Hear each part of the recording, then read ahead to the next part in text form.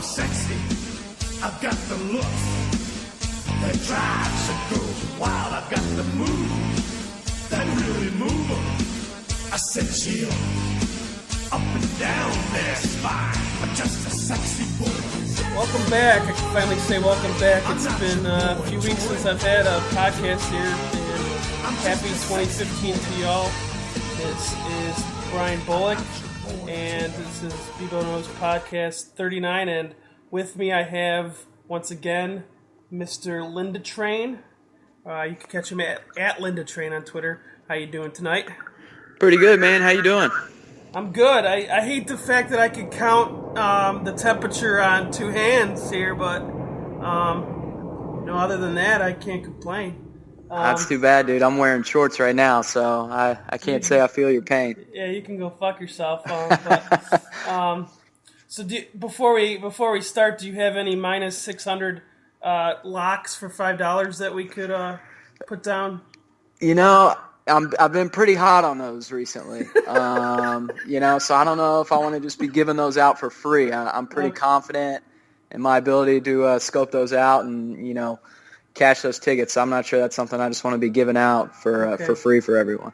All right, well, the Vegas Godfather has to keep things quiet here, but all right, so going into what started off the year, actually a pretty good start to the year as far as football goes.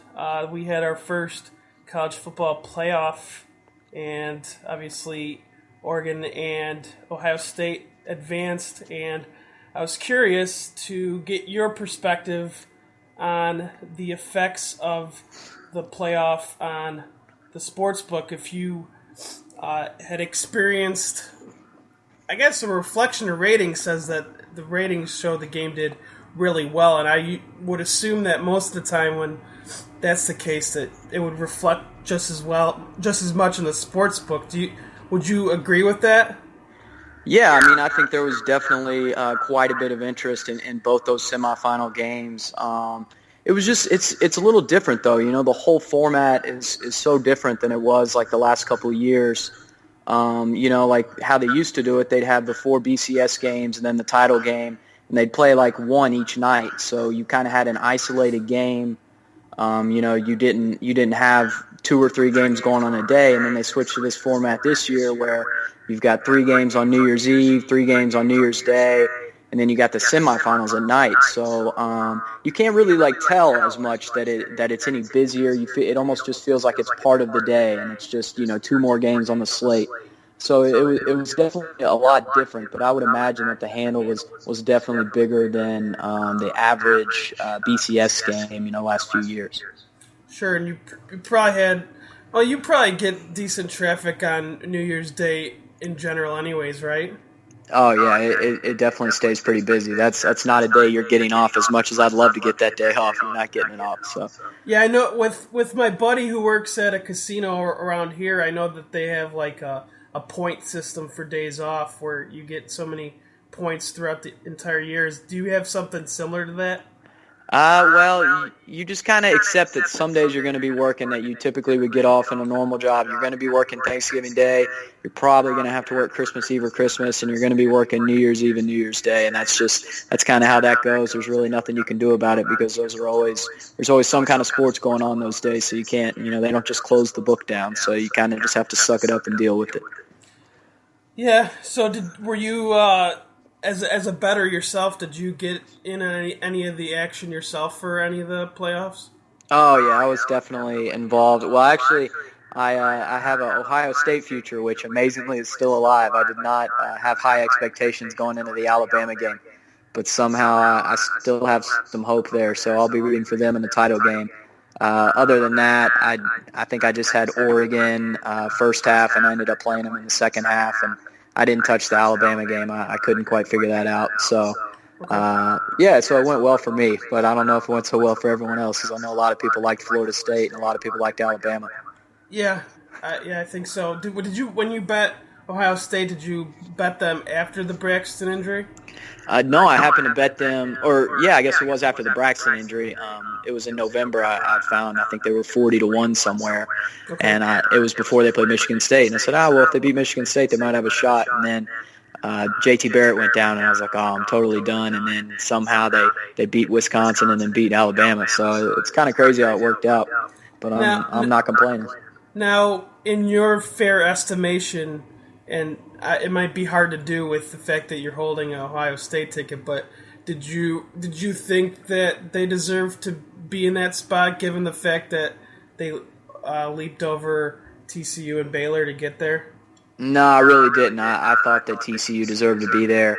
I even thought you could make a case for Baylor, although you could probably argue now, and I think it's pretty clear after seeing the 3 bowl games, that Baylor was the most fraudulent of the 3. I still thought that the other 2 deserved a shot before Ohio State did, just because I kind of thought it was silly to judge Cardell Jones off of 1 game and to say that that team was capable of competing for a national championship. But luckily they went out there and proved me wrong, so I can't say anything now. I think they definitely deserve to be there from what I saw in the Sugar Bowl.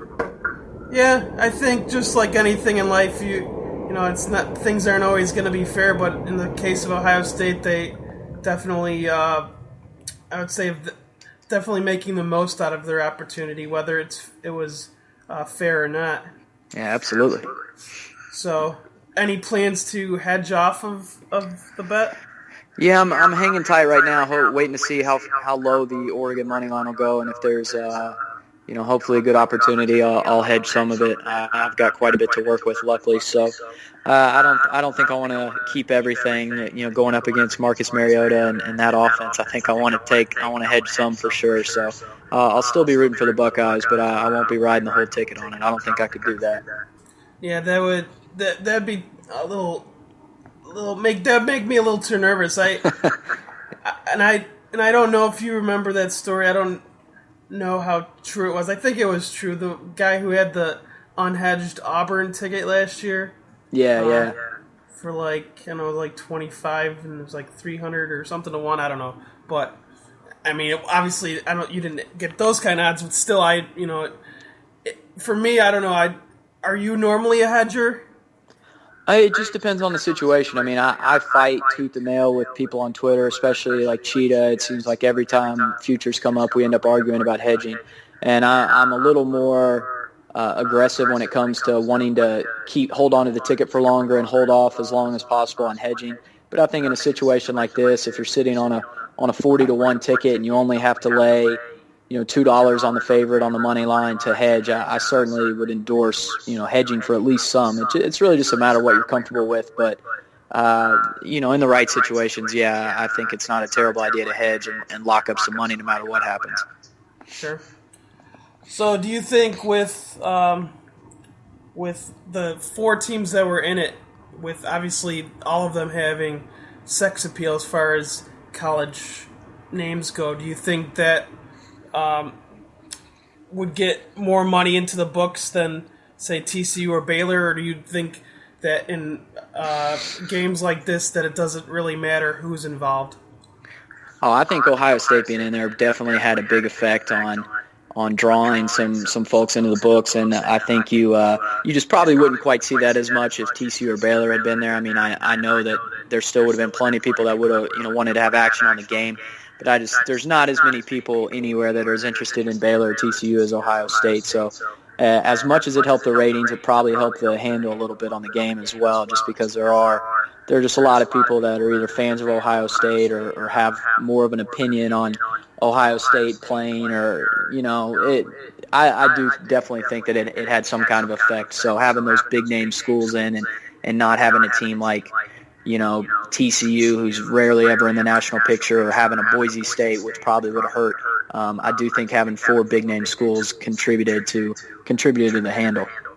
Yeah, and I know people were fighting, especially this year, that saying, this year would have been perfect for the 8-team playoff. But, I mean, for me, I don't know about you, but I feel like no matter what, especially with the way college football is structured, that people will never. There's always going to be fan bases that'll say, "Oh my," even with 8 teams, that the 9th team's going to bitch and moan about not making it, and if you expand it to 10 or whatever it is, there's always going to be teams that bitch about not making it. Obviously, at a certain point, you should say, well, you should have done better in the regular season. So, I'm kind of wondering, as either as a fan or as a bookmaker, maybe for the amount of handle you get, do you want to see the playoffs expanded, or do you like it the way it's set up right now? I think the 4-team playoff is perfect. I've always argued that it should be 4 teams. I think when you consider like an 8-team playoff, I think you've got like a lot of, I guess you could say, like logistical issues that you have to come across, where teams have to play 3 games, so you have to figure out when to schedule them. Can you really expect fans to travel to 3 different locations? When is it going to end? Is it going to end in the end of, like around the Super Bowl? I just think it's really tough to kind of set up a playoff when you have all that going on, and I just think having 4 teams is perfect. I think that really the big issue with the BCS and just having the one national championship game is you could always, every once in a while, there's always a team that goes undefeated that doesn't get a shot. And I think with 4 teams, you're pretty much going to cover that. I don't think I've ever seen a number 5 team go undefeated and end up 5th or 6th. So I think if you have a problem with the 4-team playoff and not getting your chance at a national title, then you should have won all your games. And if you win all your games, like 99% of the time, you're going to get a shot in a 4-team playoff. So I just think that there's, outside of the teams like Marshall who just don't play a strong enough schedule, there's just really no complaining to be done when all you really need to do is win out and you'll get your shot. So I really like the 4-team playoff. Okay. Yeah, I know. I like it. And maybe I was one of the rare ones that didn't mind the previous system. And I mean, granted, that created a lot of controversy. But if people remember before the BCS, it was you weren't even guaranteed 1 versus 2, or at least the perceived 1 versus 2. You had number 1, in the Rose Bowl playing number 6, and then, and the Sugar Bowl was the 2 versus 8, and you weren't guaranteed a chance for those top 2 teams to face each other, where at least in the last system there was. So I definitely don't think the BCS was as bad as people made it out to be, but I do like the playoff. I just think that, and maybe you get this perception too, I don't know, but with March Madness, even with how many teams make it in the March Madness, there's still people bitching and complaining about the teams that are on the bubble, like, some 20-12 team that didn't make it versus some 18-13 team, and it's like, well, there's 68 teams. If you can't be one of the top at-large teams, like 36 at-large teams, then you really don't have any reason to complain. So that's what I'm worried about with people who want to keep expanding these playoffs, is that no matter what, you're never going to get it to where everyone likes it. Yeah, I mean, there's always going to be somebody that's unhappy, and I think the big argument you can maybe argue with the college, with the NCAA tournament, that a team should have gotten in over another team. Like I think last year SMU got snubbed pretty bad, and there were a couple teams that had no business going over them. But if you really want to argue that SMU played their way into the tournament, I don't think you can say that. Just as an example, I think that I don't really have a whole lot of sympathy for a team that loses 11 or 12 basketball games in a season and doesn't get into the tournament. So you can maybe make the argument, they should have gotten in over this team, but it's tough to really feel bad for a team, and I think that's exactly what would happen. You'd start having 2 or 3 lost teams playing in the playoff, and it would kind of ruin it. So I think that keeping it to something like 4, and a situation where you really can't afford to lose more than 1 game if you want to play for a national championship, I think that's perfect. Yeah, because right now it still feels like, well, you can lose a game and still be okay, but there should be some reward for the regular season too, So I don't know. Yeah, absolutely. Before we talk about your beloved Kentucky Wildcats, one of the narratives that's been playing out with the bowl season has been SEC, and I was actually listening to Shea talk about this earlier today on his podcast about how SEC had a down year by its standards. Obviously, Alabama didn't fare so well in the semis, and I was wondering your thoughts on, since you're originally from SEC territory, I figured you might have a good opinion on whether you think the narrative of them being down is warranted. If it's just or if you think it's overblown and just a one year thing.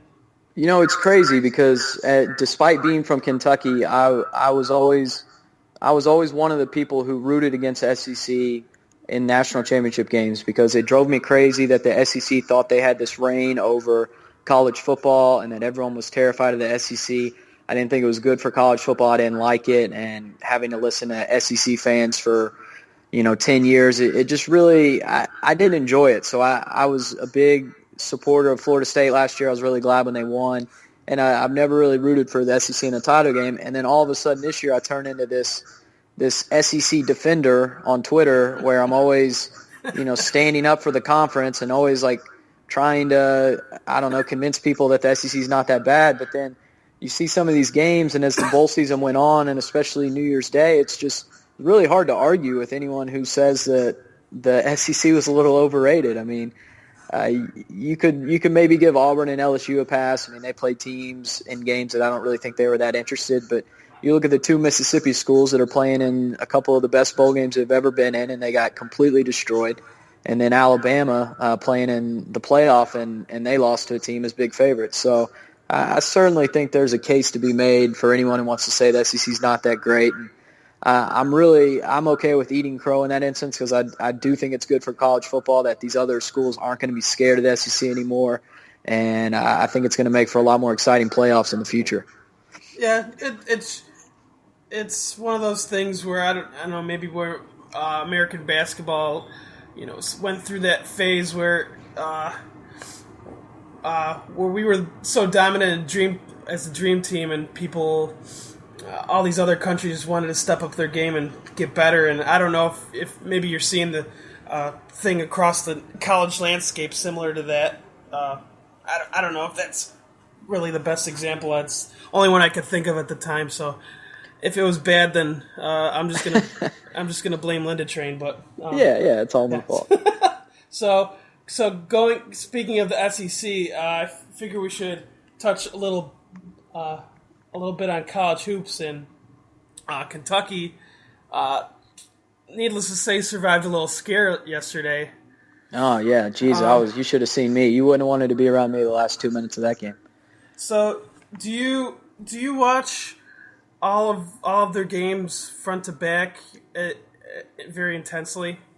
No, I really don't. A lot of the non-conference games against teams like just whoever I don't have that much interest in, and a lot of the home games and conference play, like what was supposed to happen yesterday, where we were supposed to beat a team by 20, I'll typically watch the first 10, 15 minutes, and if it's out of hand, I don't pay much attention. But when they're hanging around and it's a tie game with 5 minutes left, you have no choice but to be tuned in and sitting on the edge of your seat watching the game. So that's what ended up happening. I kept thinking we were going to pull away and just do what we do, and I kept having to sit there and sweat, and before you knew it, we were down one without the ball with 30 seconds left. So that was an unusual game for me. I haven't really had to do that much this year. So did you put down any money before the season on them to finish undefeated? I did not put down any money before the season, and I didn't really think there was any value in it. I didn't see the point in just betting. I think it was like 7-1, 8-1, something like that. And I said, that's all it was at the beginning of the year. Well, I think it opened when it very first came out. It was I think it was 40 or 50. Okay, okay. Yeah, as usual, it got bet down because everybody bets yes just to take a shot at the long odds, and then I think it was like 7 or 8 once the season started. So I was like, I don't want to do that. But go ahead. So do you think? I assume based on how you sounded that you probably don't find any value in the odds on an undefeated season at this point, huh? No, it's funny. What I was going to say is so after the Louisville game, I think they had adjusted it and it was down to like 6-1 before the Louisville game. And then we beat Louisville and they only moved it to, I think, 5-1. And I said, well, you go through and you look at SEC play, and granted I am biased and I'm a big fan, but you look at SEC play, there's no game where they're going to be single digit favorites. I think Florida, playing at Florida and Gainesville, and maybe at South Carolina are the only two games where you're potentially going to see a single digit point spread. So, given that the price to win the national championship is around even money at a lot of places now, I think taking 5-1 on an undefeated season seems like it has some value. Basically, you just got to get through SEC play undefeated, and then like we talked about with Ohio State, you can possibly hedge when the tournament comes around. So I did think there was some value, and that was when I decided to take a stab at the undefeated prop, and then sure enough, the first game after, I'm sitting here sweating my ass off for overtime. So not the best timing in the world on my part. Well, I have to ask ask Lindetrain, because I was going to have this as a segment, and I still will, but one of the first people to respond to my tweet about asking you questions was Cheetah, and he asked who's the eighth seed that UK is going to lose to in the tourney this year. Well, I think we talked about this, or I've joked about this at least on Twitter, but one team that I have no interest in playing, and I don't even know if they could get an 8 seed, is Indiana. I watched that team play Louisville and I think SMU, and all they do is pass the ball around the perimeter and throw up threes, and they've got really athletic guards, kind of like what Ole Miss has, and I was just thinking, God, if we catch this team on the wrong night and they're hitting every single shot, I have no interest in playing this team. So hopefully, which I wouldn't be surprised at all if they paired us with them, because they love doing those little rivalries and powerhouses. When they get a chance to pair them up, they'll do it. And I'm really hoping to dodge a team like Indiana, because I don't want to see anyone who can shoot like they can shoot from three. I just don't think that would be good for us. So I didn't get a chance to actually watch the game yesterday, but from what I read, people were looking at the fact of Mississippi's guard play, and I think they were shooting lights out from three, from what I heard. Is that one of their potential downfalls, you think? Well, Kentucky's strength is defensively. I mean, they're so good, they're so long, and it's just impossible to score down low on them defensively. So if you can, really you're just going to have to shoot over top of their guys, and if you can knock down, the outside shots, that's really the only way you're going to score enough to beat them. So if you can be hitting your shots like Ole Miss was last night, I think they hit like something crazy, like 10, 11, 12 threes, and they hit all their free throws. If you can knock down your shots and then catch Kentucky on a night where they're not scoring and not shooting too well, which we happen to be shooting pretty well ourselves last night, I think you could maybe get them. So that's maybe the chink in the armor. But I don't know if you're a team like Louisville or Kansas who can't really shoot all that well, you're going to have a really tough time beating Kentucky. Okay. So with conference season in action now with college hoops, do you find that people tend to bet more during this time of year, college hoops, than normal? Yeah, absolutely. It definitely picks up. I think football's king. So once football starts to slow down, people will get a lot more interested in college basketball. And I think one thing that's tricky with college basketball is that there's so many teams. It's just very hard to know going into the season who's any good and who's not. So you got I think a lot of people, I think your average bettor is a little more nervous about betting on a school that they're not that familiar with in November. But then in January, you start to see, which teams are good, which teams aren't. And there's not any football going on the weeknight. So I think the action definitely picks up here, in January and February. Okay. So with other sports on the docket, say like, the first time I went to Vegas was 2008, and I think it was the year the Patriots went to the playoffs undefeated, and I remember my first bet was a college basketball bet, and I made me wonder if those other sports ever help with the volume that you might get for other sports, with maybe people making bets on multiple sports, maybe people that wouldn't have bet college basketball otherwise. Do you get that much?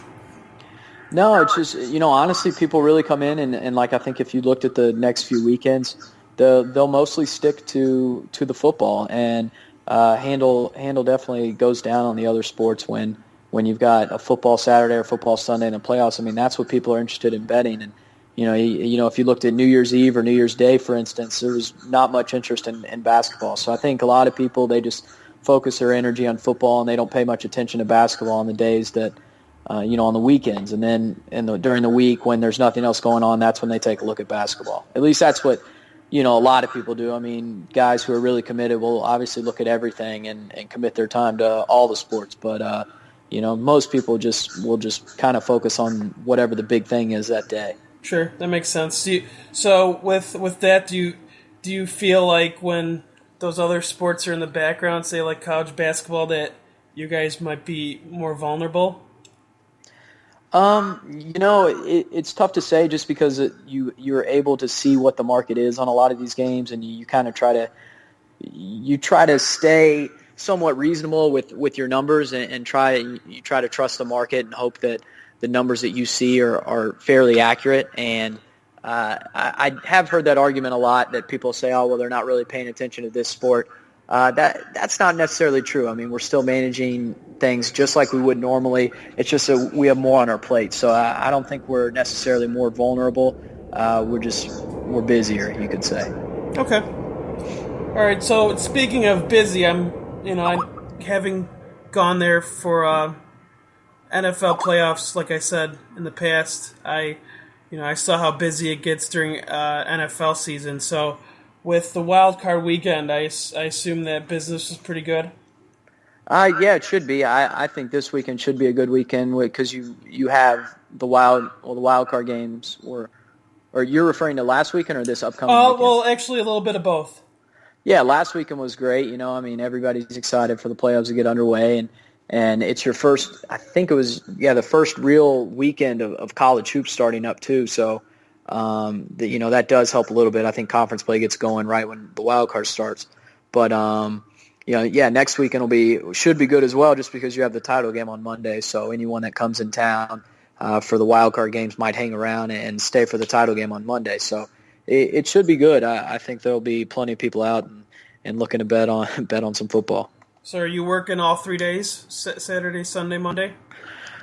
Amazingly, I actually have Sunday off. I have no idea how I pulled it off, but I do. So I'm gonna, lay in bed, sleep in, and then wake up and watch like the second half of the Cowboy game probably, and maybe watch the Colt game if I decide I'm interested in. I don't know how interested I am in that game. So you get as far away from the book as you can on your days off, I assume. Oh, absolutely. I mean, a lot of people ask if you go and hang out in a sports book when you're off. You're there so much that you're not interested in getting anywhere near a sports book when you're off. So, I try to watch as much sports as I can, but sometimes you just need a little bit of a break. Yeah, I would think so. Just a little refresher. Yeah. Do you have any rooting interest on the side as far as any futures? No, I really don't. I kind of steered clear on a lot of the futures this year, and I'm not involved in anything, so I don't even know if I'll really play anything this weekend. It's tough slate of games. I know there are a lot of strong Twitter opinions, especially right when a team gets done winning their wild card game. A lot of people seem to be convinced they're going to the Super Bowl, but I'm not sure if I'm going to touch anything. Okay. Well, I don't know if this will make you proud or not, but I believe this is something that you've been an advocate for. But I actually, based on the confidence of a few of my Dallas friends, unusual confidence, I must say, because they're the type that don't that are usually pessimistic. So I actually started a money line, open money line parlay with all the Dallas money lines. Nice. I'm definitely a big advocate of that. To win the Super Bowl, because my sports book actually, at the beginning of the playoffs, I want to say that Dallas was like something stupid, like 9-1, and I was thinking if you have half a brain, you know that they're going to be dogs in at least 2 of these 4 games if they make it that far. So, Yeah, I think a lot of people, I've argued this for years, but a lot of people who just love to fire in on, I think NCAA tournaments are worse. They love to fire in on futures right before the tournament starts. And, there's no value in betting it right before the playoffs start. Now if you'd gotten a really good number on Dallas early in the year, then that's a different story. But I think if you look at that 9-1, it's not going to end up being a good number compared to whatever you would win if they do happen to win the Super Bowl. So I definitely think that's the way to go, and especially, if they catch the Packers and then win and catch the Seahawks, you're going to be looking at a huge payout. So that should be way better than betting 9-1. Yeah. Okay. I was pretty sure it was you who had that thought. So speaking of Dallas, I know that there's a lot of. I'm very glad I was busy at work the other day when everyone was discussing the pickup of the flag, and we all have our opinions on it, and I think most people think that it was kind of shady, but I'm glad I avoided the majority of that talk. Do you have your thoughts on the conspiracy theorists that? It's entertaining. I don't go crazy with conspiracy theories or anything, but I guess you can't really fault people for wanting to say that when it's the Cowboys and it's a team that hasn't really been in the mix, the last 5 years or so. You could definitely see where people are coming from saying that the NFL wants to see them move on, and it definitely set up for a great matchup this weekend. I think this is one of the best divisional round games we've had in a long time. Why it's being played in the afternoon is just totally beyond me, but I think it's going to be great. But yeah, I guess I can understand. I guess we'll really see this weekend, though. If they're really trying to keep Dallas alive, then we'll be able to tell this weekend when they go up to Green Bay. If they get some calls up in Green Bay, then those people might be onto something. Yeah, it would be strange to see them get calls in Green Bay. Right. And the fact that they've been so close to the playoffs so many years in a row up until this year, I would think that if you really wanted to get them into the playoffs one of those years, they could have. If there's this theory to get them further along, but I don't know. Yeah.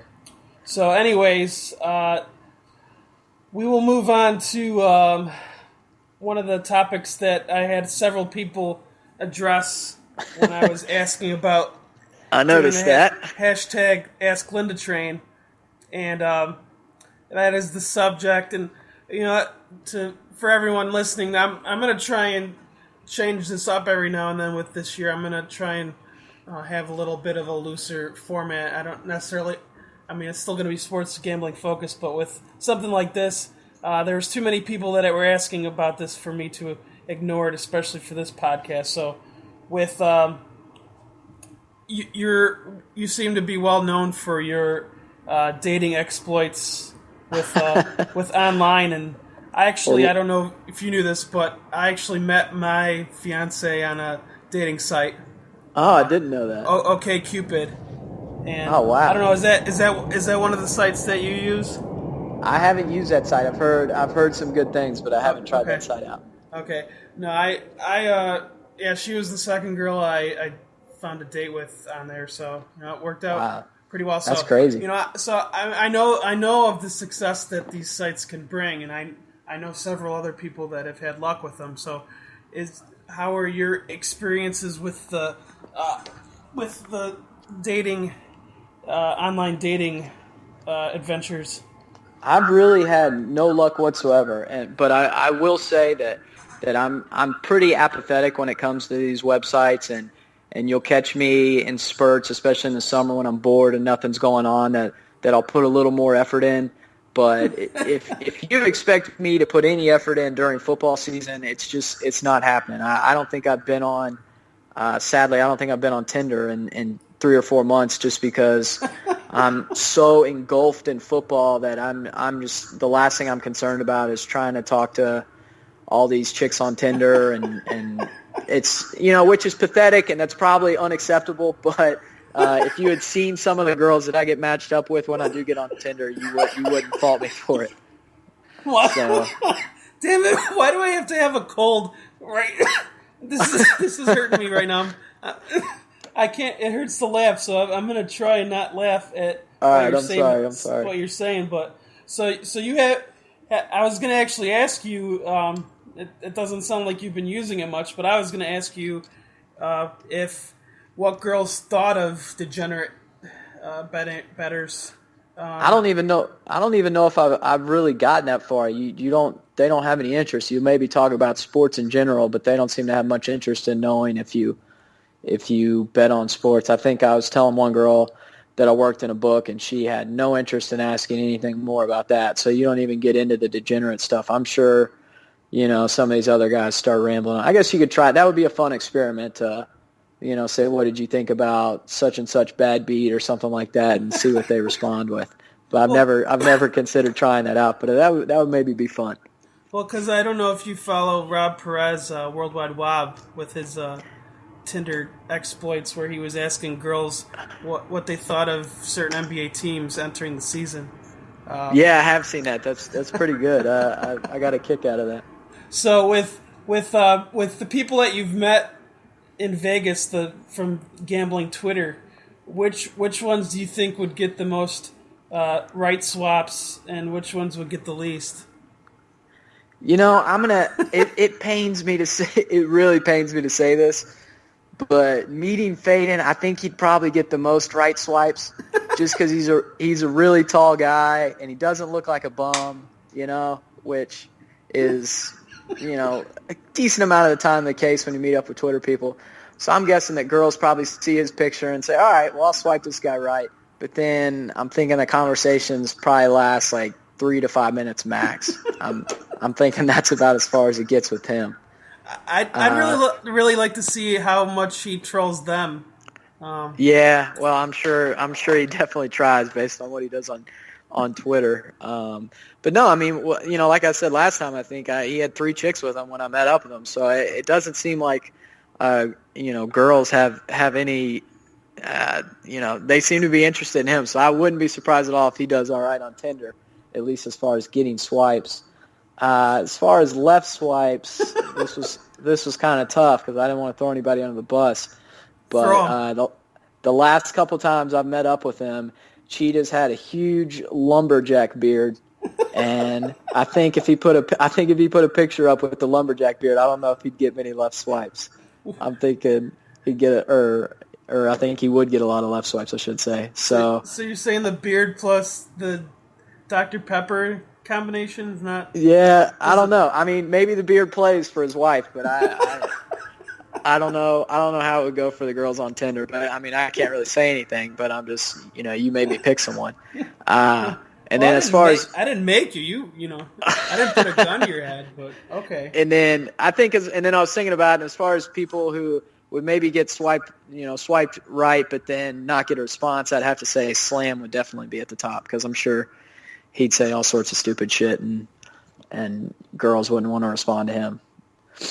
Yes. So since I've never had to be on Tinder, so I understand this swiping process. How when you actually get swiped right, do you converse with these girls much, or did you when they actually swiped right?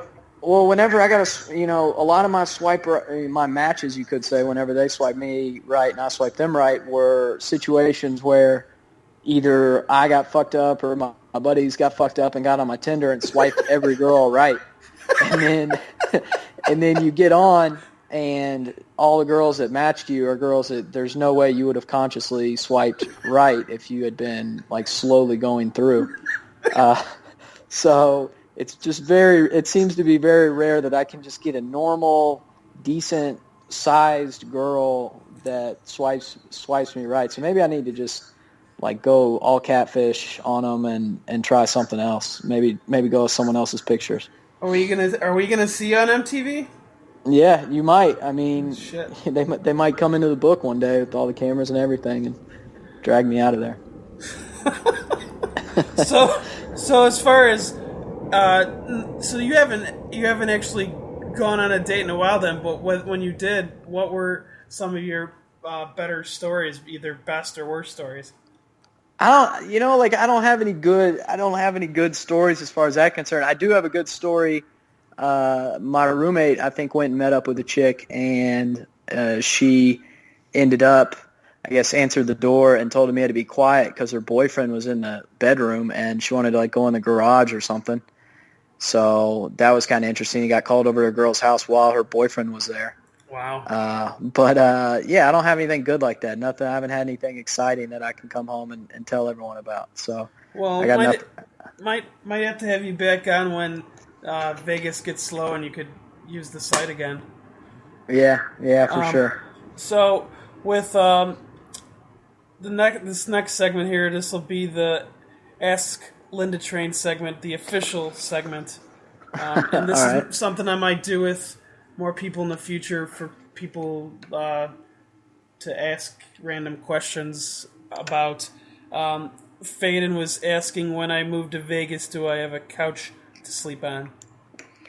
I guess I could give him a few days. He could come and stay on the couch for a few days, but I think past that he's probably going to need to sort something out. So I'll grant him like 2 or 3 nights, and then he might have to go find an extended stay or something like that till he gets himself situated. Would you set up the cushions with the P side on up? With on what? The couch? I'm assuming that you might pee on the couch or something. So before he gets there. That could be a possibility. Yeah. Yeah, because everyone pees on their couch. That's what I was thinking, but I don't know where I was going with that. But I think it was just kind of, it was supposed to be an insult at Faden, but I think I just made myself. Whatever it is, I'm fine with it then. Okay. So with the next one was from Slam Deal asking, what vodka do you use for your vodka crayons? I'm wondering if we're ever going to get off this. Like, are we going to move past this at some point, or is it just going to be a thing forever? I don't know when this is going to be over with. So have you I don't know how to answer that question. Do you not drink those anymore then? No, I got made fun of relentlessly, so I quit drinking them. I switched to like vodka soda. I figured that was probably a safer bet. So maybe that's unacceptable, and maybe that's what we'll hear about now. But well, us assholes will find something wrong with anything if you haven't noticed. I know.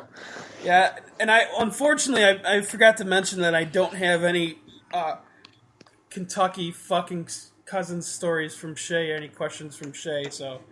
Which is, that's incredible to make it through a whole podcast without some kind of incest joke would be great.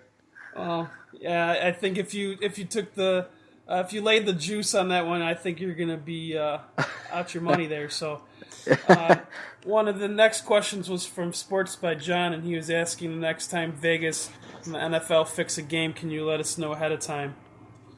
If I knew when the games were going to get fixed, I wouldn't be working. That's all I can say to that. Same thing I say to a lot of people who think odds makers know the results of the games before they happen. If we knew the results of the games, we would not be working. It's as simple as that. So, unfortunately, I cannot help him out with that one. So, to go off on a little tangent off of that one, in your time working in Vegas, has there been ever maybe this is something you can't answer and you'll have to politely decline, but is there any particular games that you have had wagers on that have raised a red flag for a book in terms of just odd movement, you don't even need to mention specifics, but have you experienced that while you've been in Vegas? No, not really. I haven't really seen anything. Yes, I probably couldn't tell you if I had seen something like that, but I haven't really seen anything. There was one team, I think, in college hoops earlier this year that I was a little suspect of. I noticed that they were always, people were always betting the other team and they were never covering. But then I realized that I think their 2 or 3 best players were suspended, and I didn't know that, so that was why. Okay. That was happening. But I don't think there's really ever an instance where I've said, something seems really fishy here.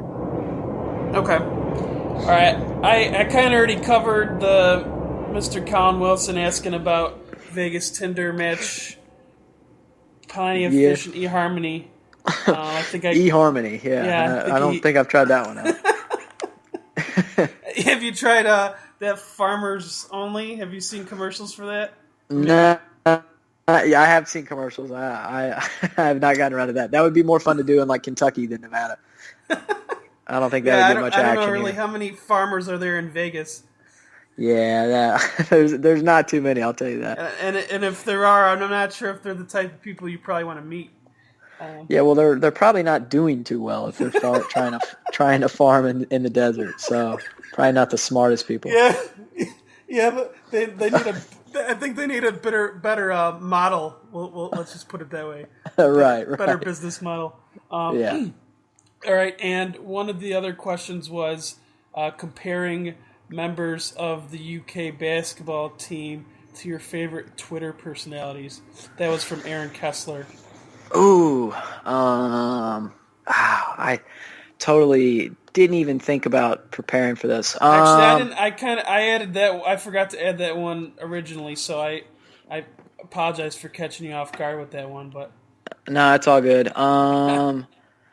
I will put, let's say, the one player that I typically want to wring his neck is Andrew Harrison. So I'll give that title to maybe Faden and Troll as maybe the two people I want to wring their necks sometimes.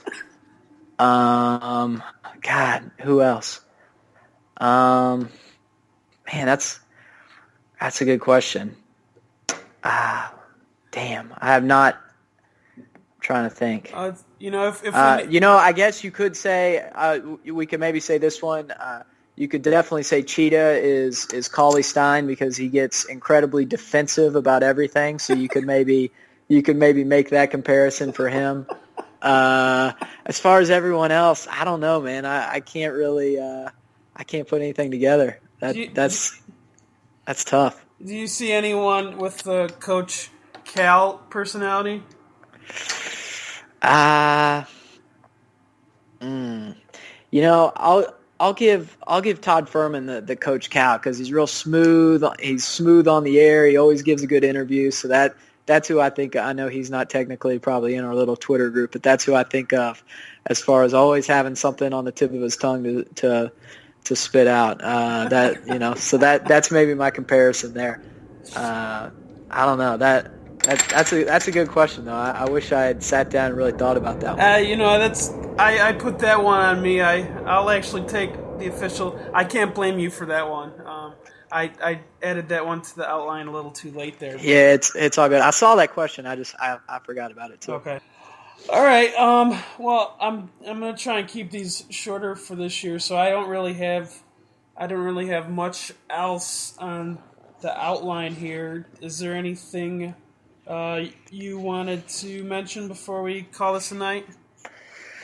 No, man, I really got nothing. I do appreciate you having me on again, though. It's fun as always, and I'd definitely be down to come back again and do it maybe sometime before the tournament or afterwards, whenever. So, Sure. Yeah, thanks for having me.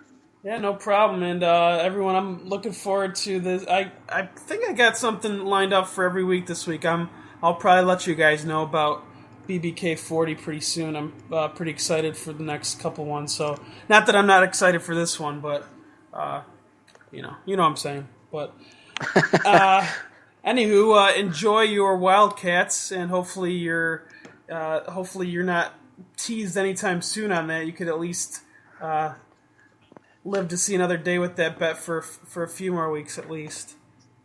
Yeah, man. Thank you. Hopefully, it's a little bit less of a sweat. And good luck on your Cowboys. I guess I'll have to be rooting for them now. Yeah, and the Ravens too. I got a 40-1, but I had to mention the Cowboys one just because I had to suck up to you with my mind parlay and just get your approval and praise because that's what all of us seek on Twitter. Is approval and praise. That should definitely be your number one priority. It's not even about winning bets. It's about how much praise can I get for the money that I'm going to get. And that doesn't matter. The money doesn't matter. So Yeah, exactly. I appreciate your praise. No problem. And everyone, thanks for listening once again. And I will catch you guys next They're on cloud nine, just a sexy boy. I'm not your boy toy. I'm just a sexy boy. I'm not your boy toy. Ain't your heart out, girls? Hands off the merchandise.